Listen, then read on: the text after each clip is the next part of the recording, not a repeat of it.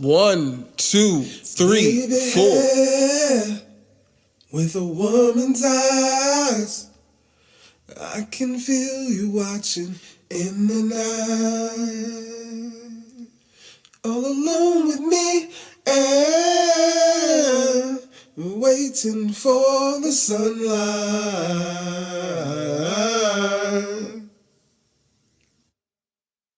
When I feel cold, you warm me. And when I feel I can't go on, you come and hold me. It's you and me forever. Sarah, With an H. smile. Oh, won't you smile a while for me, Sarah? With an H. If you feel like leaving, you know you can go. Why don't you stay until tomorrow? If you wanna be free, you know, all you got to do is just say so. When you feel cold, I'll warm you. And when I feel you can't go on, I'll come and hold you. It's you and me forever. Sarah, With an H. oh, won't you smile a while for me, Sarah? With an H. Sarah, With an H. smile. Oh, won't you smile a while for me, Sarah? With an H. What up, world? Episode 8, Babylon 5 podcast. How y'all doing? How has your week been? You know what I'm saying? How's your life been? You know what I'm saying? This is the first time, or maybe this is the first time in a while. How's your life? Anywho, yeah, it's Octubre, my favorite month of the year, if you will. I'm a Halloween guy. I don't think we're doing anything this year. The wife and I, we love this holiday, but I don't think we're going anywhere, doing anything fancy this year. But maybe I'll just be creepy and weird on this podcast. Anywho, I'll give you guys the social medias because I know you want it. If you guys want to follow the podcast on Twitter, it's Babylon5Pod. If you want to follow my personal, where I do most of my tweeting, it's at my name's Jermaine. If you want to email the podcast, you want to send me questions or topics, certain things you want me to address on the podcast, you can email me at babylon5podcast@gmail.com. You can subscribe, follow this podcast on babylon5.podbean.com. You can listen to this on Stitcher, Spotify. You can listen to us on Apple Music. Go ahead and rate us, give us a positive rating. I think that's what the people do. Do all the things. Give us thumbs ups, do whatever you need to do on all the platforms, and tell the world you love this podcast. Yeah. What's going on with me? Not too much. Not too much. Been just baked a really bomb ass pie. It's a sugar cream pie. I just honestly, I randomly this year been baking pies. Maybe when we moved to this spot over here on Brady, me and my wife, or my wife and I, and yeah, I just been making pies. Nigga been out here baking pies. I don't even know. I was gonna say some rapper, but I don't know. I don't get the reference. I can't think of a reference. I was gonna say like Gucci Mane or something, or Young Jeezy. These pies. I'm out here with these pies like Jeezy. But nah, so I've been baking pies. I started to bake pies. Another podcast that I'm into is definitely the Monday Morning podcast, Bill Burr's podcast, and he was talking, well, I'm just a fan of Bill Burr, and I know he was talking about how he makes pie. He bakes pies, something about some green egg. I don't know what he was talking about. I think he like bakes the pies with the green egg or something. I don't know. I don't know how he does it, but it got me interested in just like trying it. And then this guy I used to work with, Craig, his wife started her own like pie or bakery thing. It's called Hatched. They got the best pies you guys would ever try. They're fucking delicious. Hatched. They're at the farmers markets. I know they're at Shorewood. I think there's one in Wauwatosa they go to. There might be another one, but Hatched. You guys can find them on Facebook. They got a website where you can put in your orders for their pies randomly. Back to me. Shout out to Hatched. But yeah, their pies were delicious. So I was like, yo, let me make some pies. So yeah, I just been randomly baking pies, making the crust from scratch with like lard. Some have failed, but some have been pretty delicious. This last sugar cream pie, I added blueberries with it. I wasn't really sure. I'm not too big on blueberries, but I added it with it.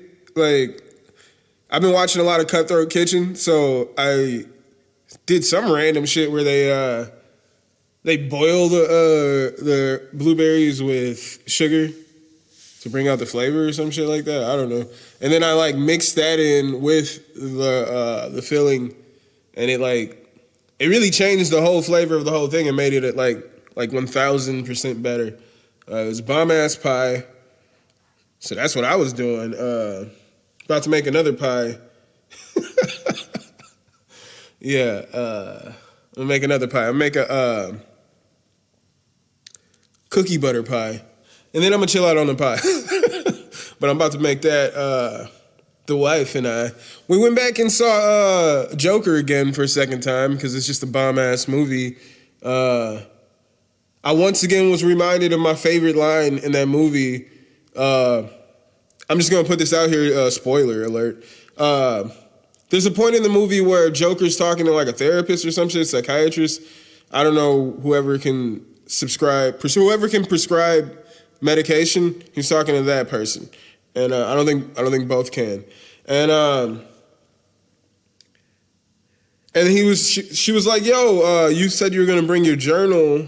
Like you've been keeping your journal. You're supposed to bring it and I can read." And he's like, "Yeah, I got my journal, but I've been also like it doubles as like a joke book. Like I keep my jokes in there." And like she opens up to a page and it says, "I hope my death makes more sense than my life." And that's my favorite line of the whole movie. My wife says that that's the saddest part of the movie. And I'm like, what? I thought that was hilarious. That was hilarious to me. But I'm also a dark African American. Yeah, it's still amazing. If anything, it was better the second time. It's a fantastic movie. You know, fantastic movie. Definitely gotta own that when it comes out. I'm not a let me get that DVD type of guy, but we got like Sorry to Bother You, Us, just like the cool things. Sorry to Bother You is probably my favorite movie. If you haven't seen it, do it. It's pretty fire. Speaking of rehashes, so I was just bored the other day, and I saw like Zach Galifianakis live at the Purple Onion or whatever, and I was like, it's like, damn, I haven't seen that in a long time. Like, when the fuck did that come out? It was like 2006. So I was still in high school, like a sophomore in high school when that came out, and man, I definitely, I think it's funnier now that I'm an adult and that I've seen the movie Sideways. His stand-up is a lot funnier now that I've seen the movie Sideways. if you've never seen the movie Sideways, well, understand that is only a reference to one joke in the whole stand. Well, it's like two jokes. It's two jokes, but it stood out to me because I've seen the movie Sideways. And I'm an adult. I thought, like, I don't know, the way he does his set really, I think it really had an effect on my young mind. Like, if you haven't seen Live at the Purple Onion, go see it, because you're gonna giggle the fuck out of your fucking, anywho, you're gonna giggle your ass off is what'll happen.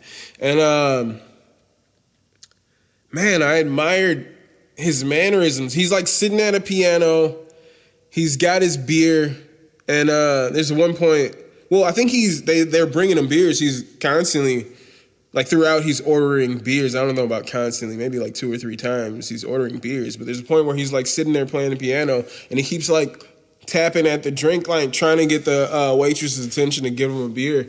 And I loved everything about that. I loved all his mannerisms, his like drunk savant way of delivering that stand-up. And I was listening to Joe Rogan's podcast. I forget who he was talking to the other day, and but it was another comedian. And they were like, the one comedian asked Joe, like, who did you do when you started performing? And I forget who it was. It's some random dude that he was doing, and the other dude said I think he was doing the exact same comedian. They were both imitating that comedian when they started their stand-up career. And when I've done stand-up, I'm not imitating anyone at all. If anything, I feel like Gerard Carmichael somehow has like time travel technology and saw my stand-up at some point, stole my style, and became Gerard Carmichael. That's how I feel about Gerard Carmichael's. I say if my stand-up style is like anybody's, it would be Gerard Carmichael, but I was never trying to be like Gerard Carmichael. Though that dude's fucking hilarious. Shout out to Gerard Carmichael. Shit. Yeah, so they were talking about the comedian that they were doing. And so for so long, I did music. You know, I wasn't doing stand-up back in the day, but I definitely say that when I performed and I did shows, I was doing Zach Galifianakis at the Purple Onion. When I was doing hip-hop shows, that drunk savantness, I would always have a beer on stage with me. I'd be like, at least, I'd have that 2-drink confidence. You know what I'm saying? That was like a minimum.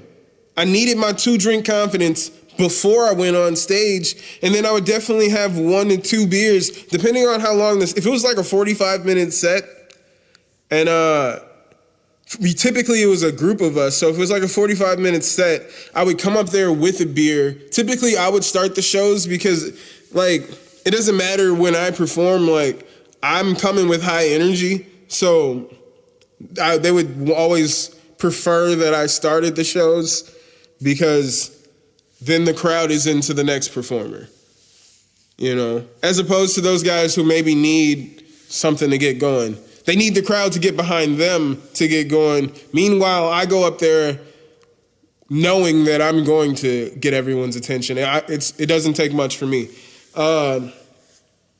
So I go up there, I would usually back in those days start the show, and I'd have a beer with me. I'd be drinking at certain points throughout. I would like think about my sets in a way to incorporate my drinking into what I was doing, because, and like most of my songs were about drinking. If you've never heard my music, if you can look up a song called My Name's Jermaine. A lot of people were like, man, they would tell me that they loved like turning up to that song in particular. And I'm like, dude, that song, the chorus is, my name's Jermaine, I am an alcoholic, a wino, a lush, what else you want to call it. And I wrote that song in my head, like, because I felt like I had a drinking problem, and that was my way of addressing it, was in song. And I wrote it as if, like, if I went to an AA meeting, this is like, these are the things, this is what I would say, which is the chorus, and then the verses are the stories that I'm telling at this meeting. I'm not glorifying anything in the song at all, but a lot of people would come to me with that. Anywho, so, and it was funny because I'm watching Zach Galifianakis at the Purple Onion, and he's like, I wanted to pick this outfit to really point out my alcoholism. You know what I'm saying? He's saying all these things, and a lot of his manner, he knows this is terrible. I feel like we were at that same point. Maybe when I really decided to quit, I was at that age where he was at that point before he really got his life together. Anywho, but I definitely was imitating comedian Zach Galifianakis live at the Purple Onion while I was doing rap shows. I wasn't like consciously like, I'm gonna do this like Zach did, but that was like how I wanted to do my shows. I thought that was so cool to like have the beer with you and like to just show that you got it. Like, I'm up here, I'm so Wisconsin, I'm up here with my beer getting drunk, and I'm rocking out harder than everybody else. And I was rocking out harder than everybody else. That's a fact. But yeah, definitely not gonna do that anymore. I mean, I don't know. Definitely no drinking on stage type things. I mean, I don't drink like that. I'll have a cocktail or I'll have a PBR. I'll have one PBR if I feel like it's the right situation. The wife and I, we had a glass of champagne when we got married. You know what I'm saying? That's the kind of shit that I'm into these days. What are we talking about? Yeah, I would, so that's that. I would just imitate drunk Zach Galifianakis on stage. There's a point in there where he like goes into the crowd and he's like just talking shit to this one guy about how old he is. He's just talking shit because the guy in the audience is just too old to be at his show. It's like, yo, man, like, are there any Asians or blacks in the back? Because this is gonna look bad for the DVD. I think it's funny because when I would get too drunk, I don't remember a lot of these times, but people would tell me that I would berate the crowd if I felt like they didn't get out of their seats for the artist before me. Not like for me, because I was gonna get people out of their seats regardless. But if I felt like the artist before me just like killed it up there and people weren't giving them their appreciation, if I was already drunk by the time I went on, like, I would let the crowd have it. And I think that's pretty interesting. It made me laugh to see him do that and behave in such that in the same manners that I would behave when I was performing. It's not a cool way to do things. I just wanted to reminisce on just random performances throughout this rap life, my rap youth. Like, I say the biggest audience I've ever like performed in front of was Machine Gun Kelly at the rave. We were on the main stage, no side stage, ladies and gentlemen. Main stage, Machine Gun Kelly, who would later get destroyed by Eminem in a track for track rap battle, but that's another story for another day, ladies and gentlemen. But I didn't like open. I barely rapped. I just rapped. I was the hype man for Sean Smart, who was performing with Pharoah Mac and DMT. He had a verse on one of Pharoah Mac's songs, and then they allowed him to do one of his songs, and I was the hype man for that. And so I just want to make that clear. This is the largest crowd. It was Machine Gun Kelly. It was packed. I think it was probably a sold-out show. Might have been Eagles Ballroom. I'm not sure. But it was fucking packed. All right? Never seen a crowd this big before. When we get there for sound check, so just to go back, this is like, I think we had just moved back from Madison, or this was maybe like right before we moved back from Madison. And when I lived in Madison, I had this friend up there who he would make us like just fudge. And he would make it with, cause he would make dabs all the time. And he would like make fudge with the dabs apparently, or some shit like that. I don't know how he was doing it, but he was putting like dabs in this wax, I guess. I mean, dabs, he's putting this dabs in, or he's putting THC wax, making fudge, just chocolate, and just selling that for super cheap. So I'd buy like hella chocolate. Like when I remember I was working at that little convenience store in Madison, nigga, we was eating that pot chocolate like damn near every day. Just way too faded. Like, and I would eat little bitty pieces, right? And it'd be just like way too powerful. I'm like fucking just out of my mind high for like hours, like 8 hours, and just off the smallest piece.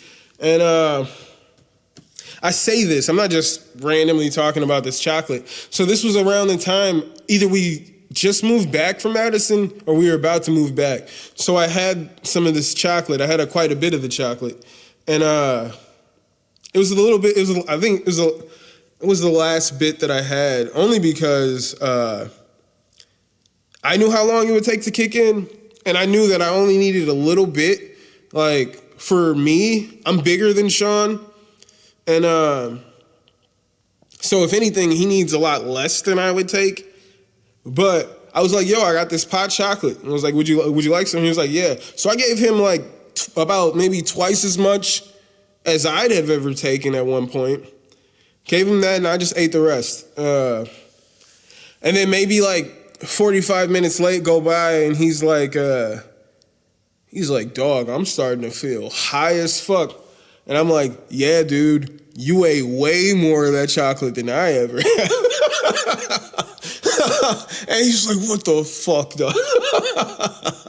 So before like Sean is about to go on in front of like the biggest crowd ever, I fucking, without telling him how potent this chocolate is, give him way more than he fucking needed. Like a dick, but like hopefully it's a memorable moment for him. It was definitely memorable for me.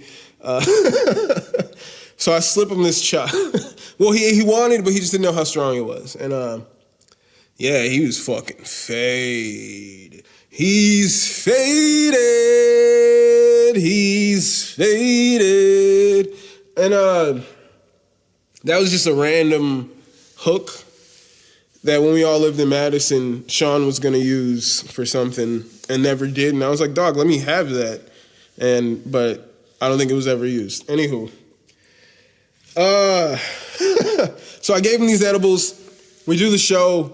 Like, man, I feel like all the hair was like just standing up on my body when we went out there to perform. Because like, as I'm telling you, this is the largest audience I've ever performed in front of. And, but I mean, if you've never been on a stage, when you're on there, like the lights are pretty bright. So with the size of the stage, you can only see like a few rows of people anyway. So, but you can definitely, you can see that people are there, but you can only see about 3 rows of faces. You know what I'm saying? Because the lights are pretty bright. And yeah, I was fucking tense, all right? But we did, he did the song Father's Day with Pharoah Mac, and then he did the song Fuck It, and Sean Smart, Fuck It, and I was the hype man for that. And I knew, I worked with Sean, so there's certain parts where I knew like he needed a little breath, and I was right there catching it. So like everybody, for me, because when I was in higher education, everybody knew that like if somebody recorded a song on Wednesday and we had a show on Friday, I would be the hype man for that guy because I would already like know most of the song like by the time the show came, just if you told me that day, like you wanted me to be your hype man, then, well, I'm going to know that whole song by Friday. You know what I'm saying? It's just pretty easy for me to learn lyrics like that. I just learned the lyrics to Sarah Smile, maybe like last week. I never listened to Hall & Oates until like maybe a week or so ago. Where was I? Where was I? So all my hairs are standing up on my body. We're performing in front of this crowd, biggest crowd ever. So I wasn't sure if I had done a good job or not, but I knew that I was catching him in all those moments where he wasn't going to be there. I was there with my voice. And, we did our thing.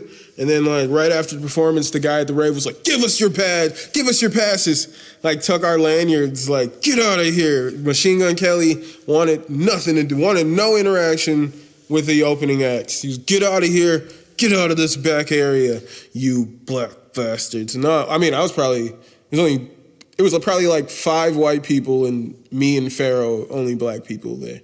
So they were just like, get out of here. Machine Gun Kelly did not want us to be there at all. And we went off stage, and people that knew Sean were like, dude, you look high as a motherfucker. He's like, man, that's this guy, like, and it's just funny. And we watched Machine Gun Kelly. I was hating on Machine Gun Kelly before the show. I had never, like, experienced his music or anything like that. And then I saw him live, and that shit was amazing. I was like, the way he rocked that crowd, and the way his shows go. I Googled his shows beforehand, and I saw that he brings people, like a girl on stage and like motorboats her, and he did the whole thing, and he had like, it was so cool. Like the whole live performance, it was a real like show. I hate hip hop shows for the most part because it's usually just a dude standing there rapping my songs, and that's all I'm gonna do. There's no show. For me, like, I have a smoke machine here, I got lights. I would always talk about that back in the day, but other people were never really into the idea. I feel like there should be some showmanship to this fucking show. Don't just come watch me stand on stage and say these words. I'll give you something more than that,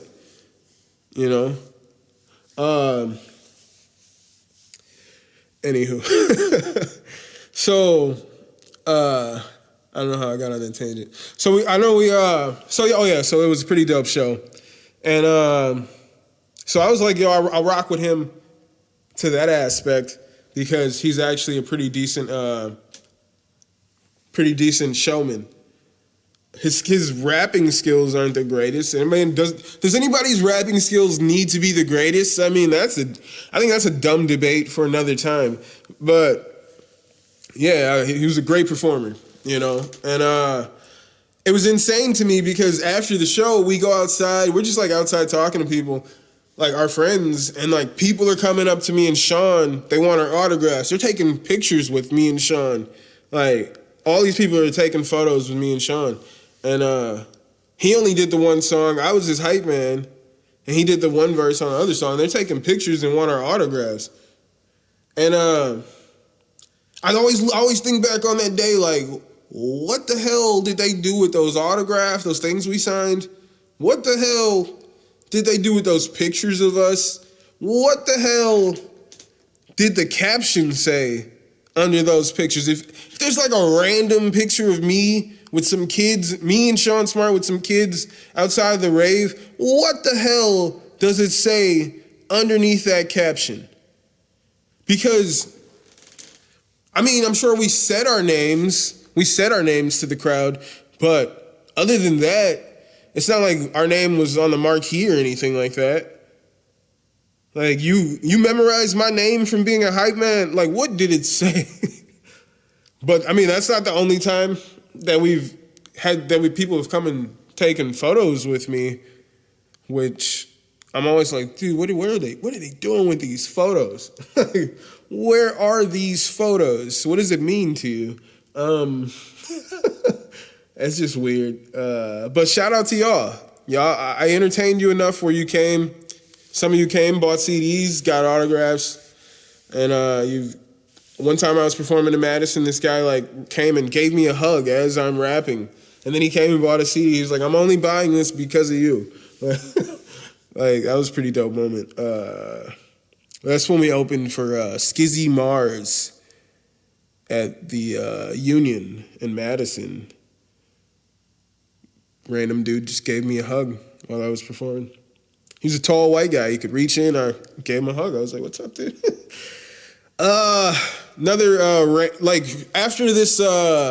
After Machine Gun Kelly's show, Sean got put on to be direct support for the Flatbush Zombies at the rave. We were on right before the Flatbush Zombies. And we were in the green room. It's like me, Sean, Mo, maybe one or two other people. I don't know. If they were there, they're not important to the story. Oh, Matthias was there.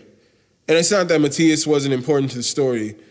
Matthias was like a super Flatbush Zombie fan. Like, I had never heard of the Flatbush Zombies, honestly, if it wasn't for Matthias. Matthias was like, he was tripping about that. That was like his favorite group at the time when he found out that motherfuckers was opening for Flatbush Zombies. So it's like, yo, niggas is coming.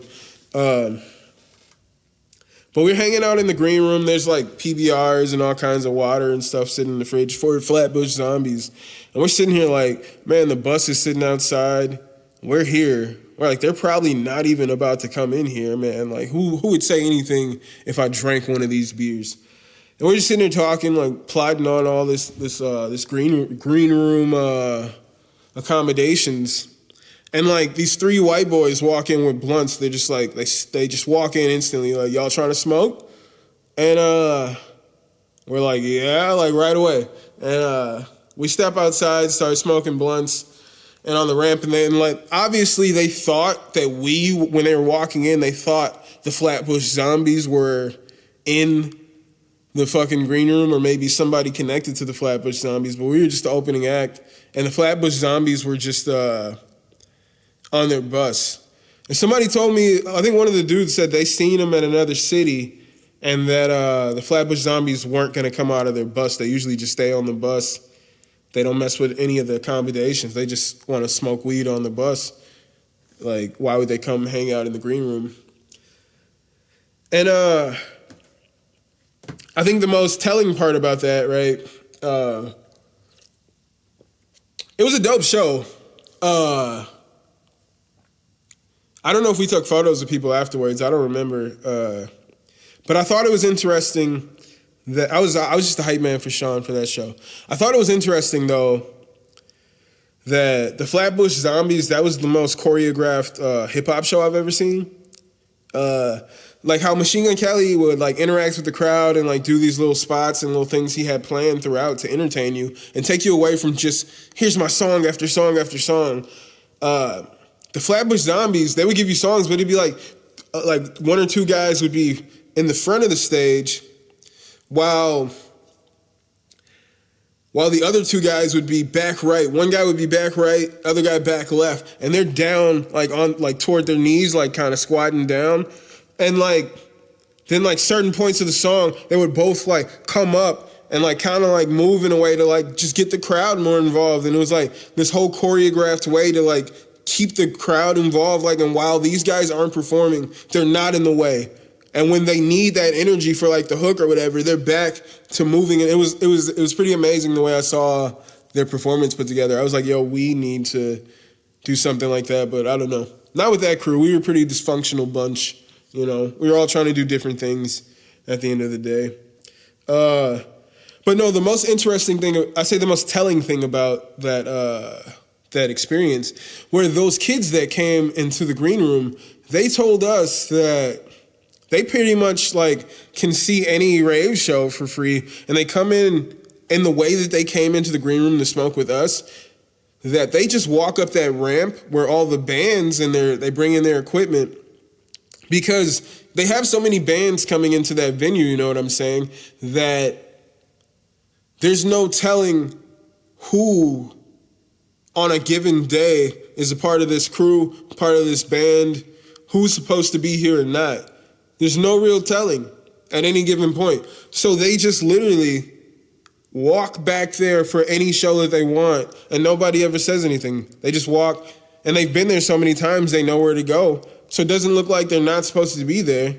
They just walk, go back there, and they told us they met so many artists, they smoked up with so many people because they just simply walk up that rampway.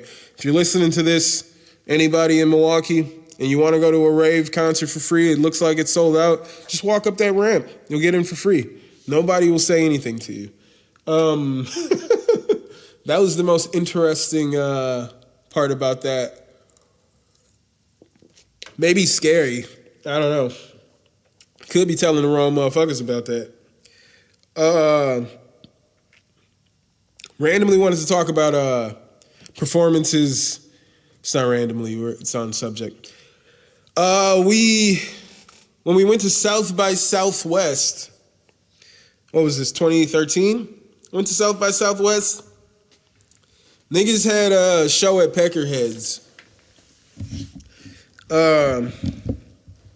Which is, I don't know what the, like, main strip is where shit goes down. It's like 3rd Street or some shit, or 1st Street, 6th Street, whatever the street is. Like, so Peckerheads is right there in the middle of the whole thing. So we had a headlining show set up.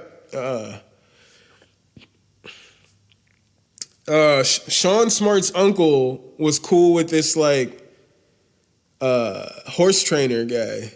This guy trains horses, and his horses, he was, like, showing us all these things. The horses that he trains and the horses that he brought over to Sean's uncle's house, they were in all these movies and all these commercials. He trains all these horses. They're movie horses. This is how he makes money, is people rent these horses to be in their films. And he's telling us, we told him, he knew we had our show at Peckerheads, and he was like, oh, they love me over there at Peckerheads. Like, we had stopped there the night before when we first got into town to just check out the venue, and it's like, you walk in and you got to walk up these, like, long set of stairs, just straight up.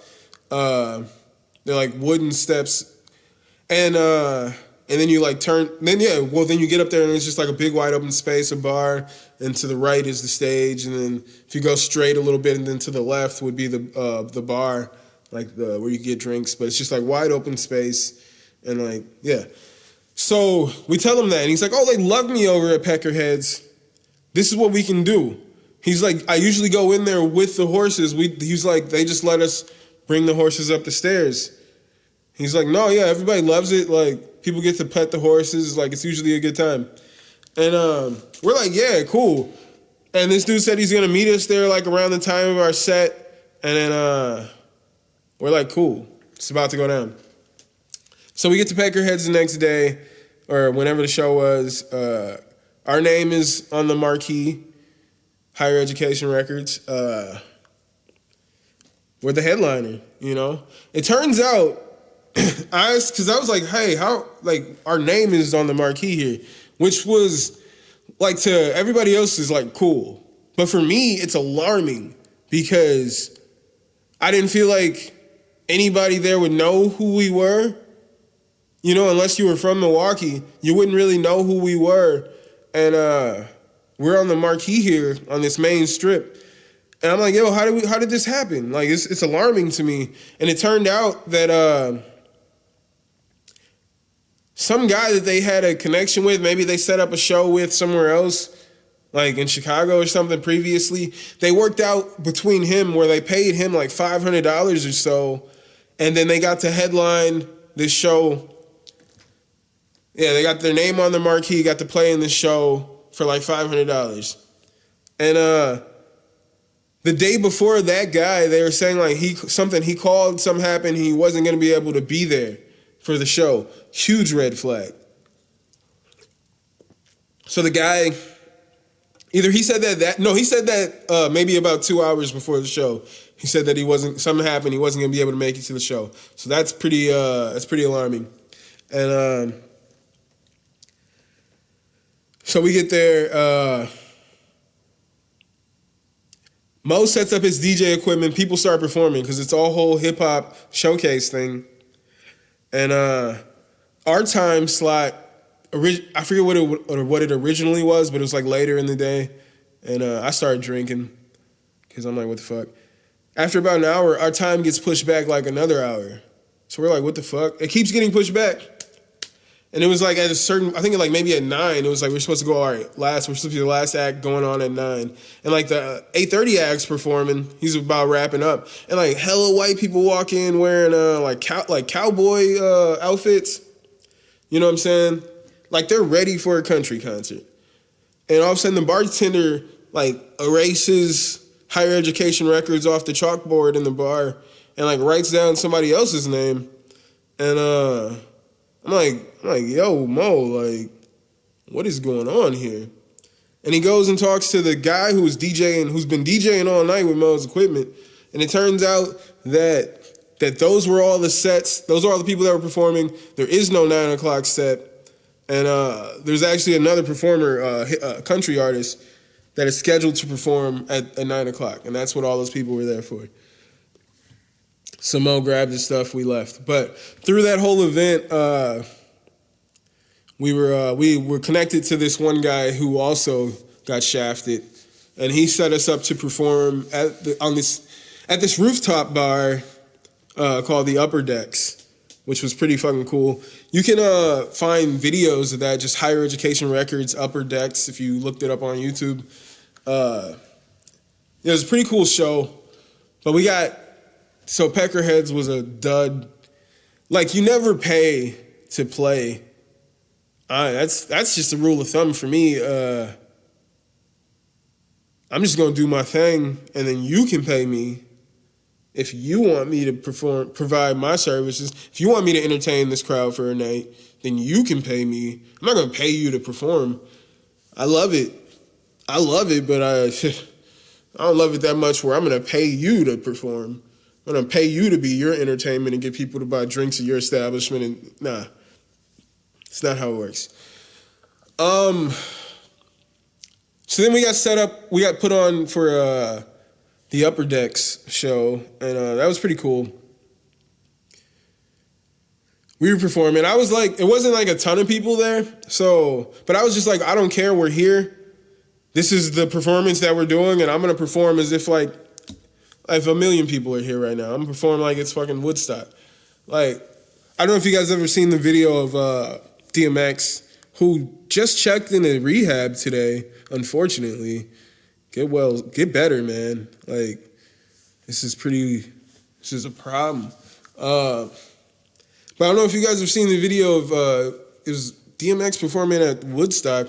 I know they like tried to bring it back for a little while, and it's like, the crowd is as far as the eye can see. Like, it's a sea of people, and he's just rocking that crowd with the Rough Riders anthem. Like, that's what I would imagine. So for me in my head, that's the crowd I was performing in front of, even though it was maybe like 20 people there, and I'm probably being generous for myself. But while we're performing, this woman comes up and she walks in. She's listening to us. We finish our set. She comes and talks to us, and she was apparently an A&R from Orbison Records in Nashville. Orbison Records is the dude Roy Orbison. He sings that song "Pretty Woman." She was like the A&R for his record label.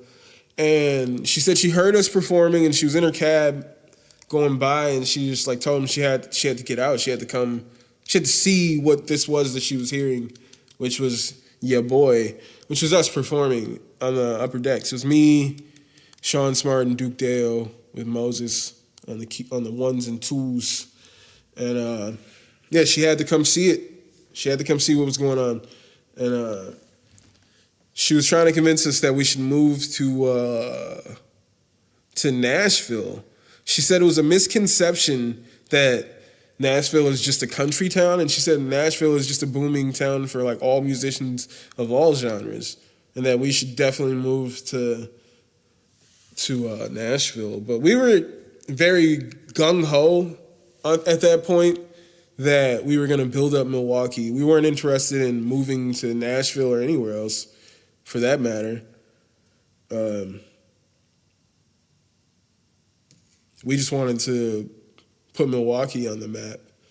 But she was pretty cool. She even came back against, I would say, all,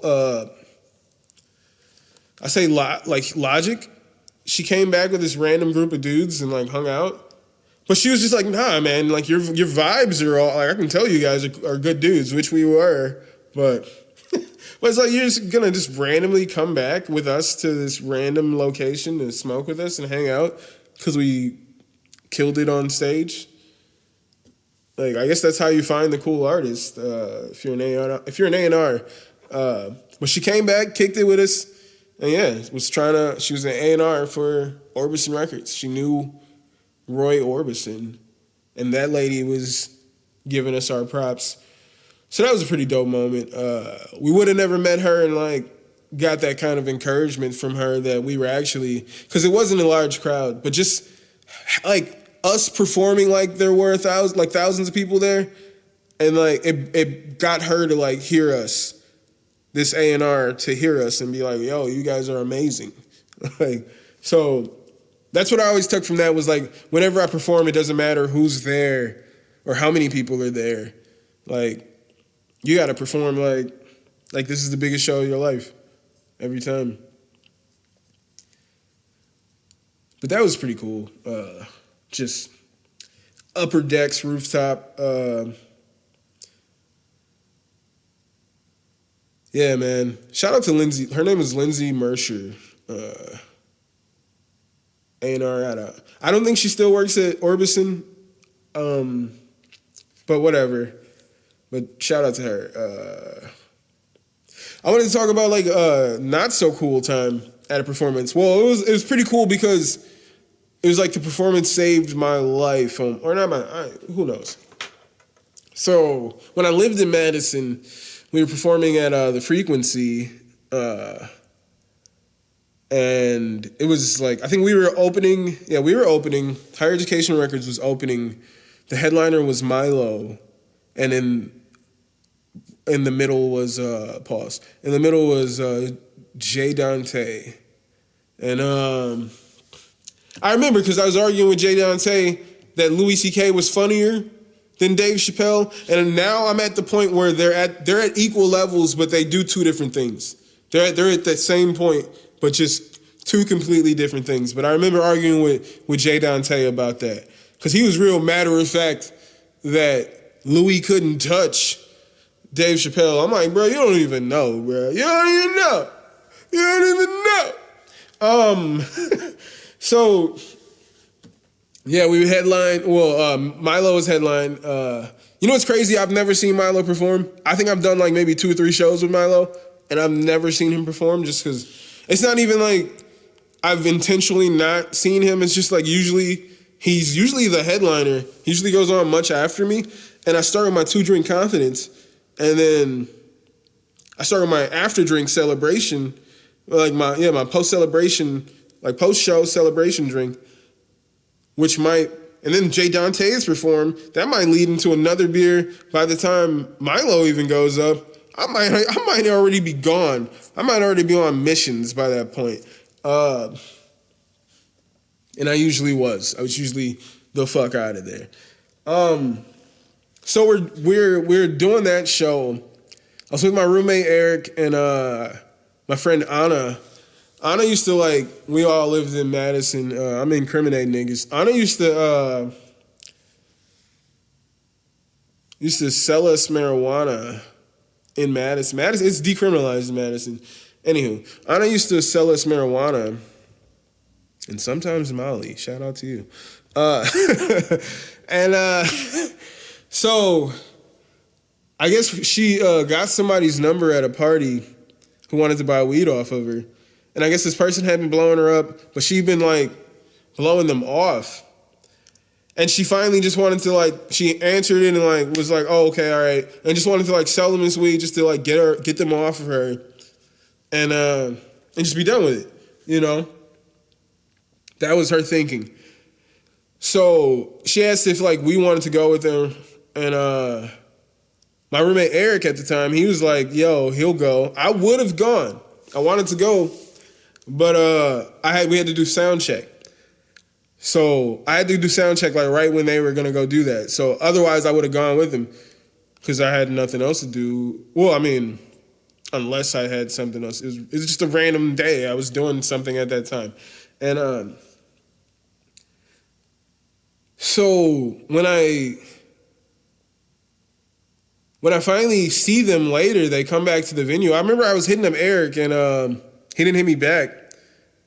They come to the venue and we perform and yeah, so I never saw Milo perform. So like we go outside and after we all like higher education performed, and it turns out that they went to go, like Anna and Eric went to go sell this dude this weed. And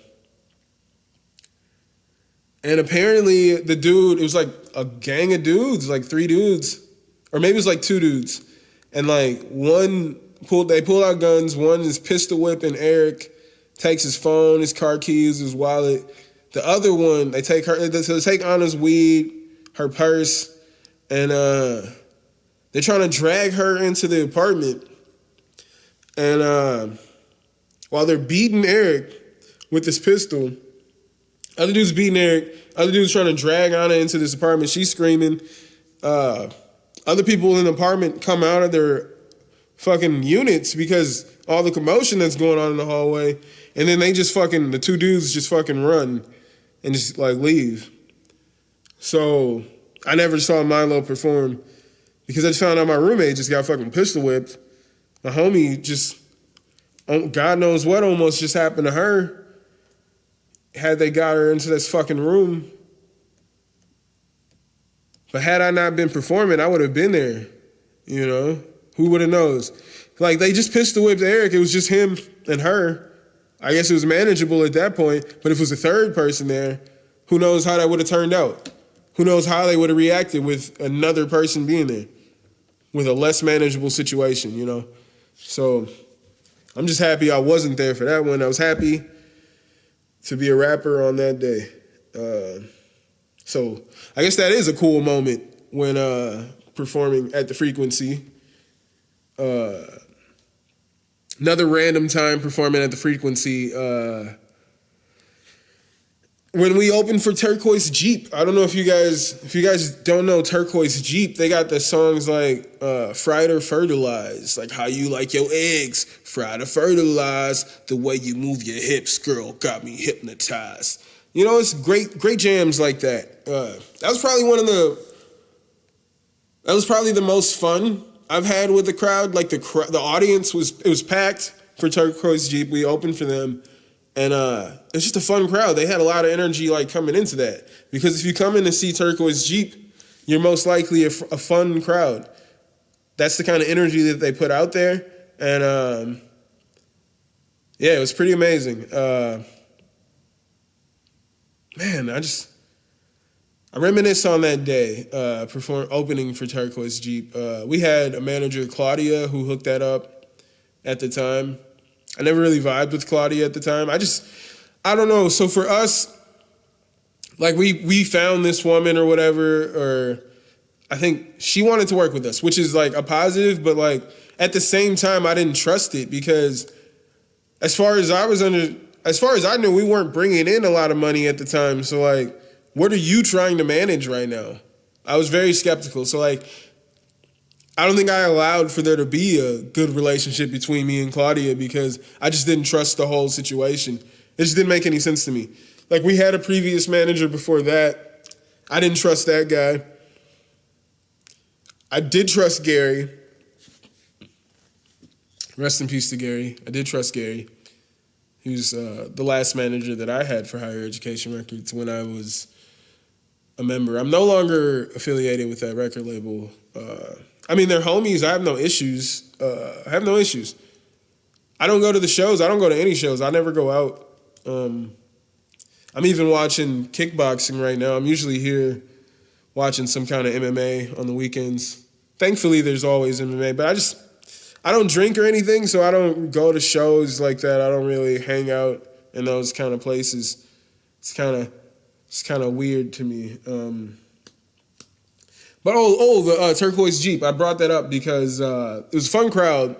But later in the after the show, this girl, she was a friend of Eric's girlfriend at the time, and she was saying how amazing we were, and she was like, oh, I'll support you guys. Like, I want to be like your groupie, but the best kind of groupie, because I'll support your music, but I won't have sex with you.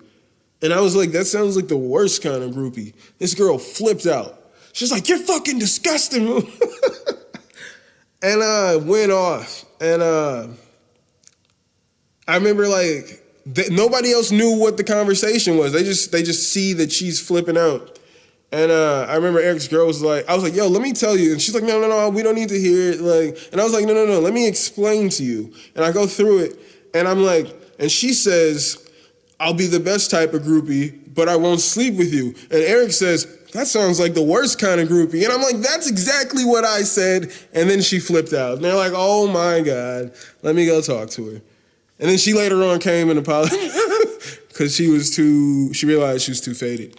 But I was like, what the fuck was that? Like, I'll be the best kind of groupie, but I won't sleep because I'll support you and I won't sleep with you. Sounds like the worst kind of groupie. For saying the word groupie, what is that?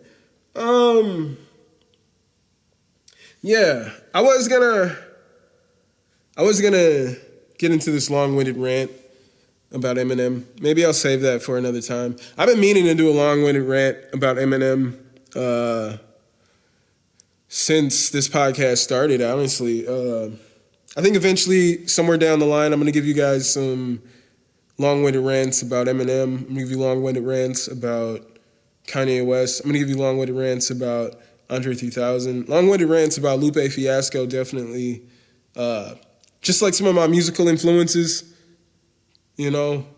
Long-winded rants about Mike Shinoda. Shout out to Mike Shinoda.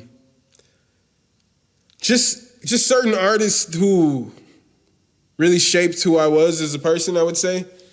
I want to give you guys long-winded rants about Louis C.K. I want to give you guys long-winded rants about Dave Chappelle. I want to give you guys long-winded rants about Bill Burr. You know, just a lot of comedians, I feel like, who definitely played big part in my personality and just the way that I am. I don't know, it's just the way I am. I sit back with this pack of zigzags in this bag of this weed. You know, I want to go on these long-winded rants, but I don't think today is the day for that. I gave you guys enough long-winded rants about performing and yada, yada, yada. So I'm going to go ahead and wrap it up for you guys. If you guys wanted to know, I did win in fantasy football last week. I'm 3-2. I guess the game's going on right now. And since you guys asked, I can tell you the score. I would imagine, I'm not losing yet. I'm winning 29-25.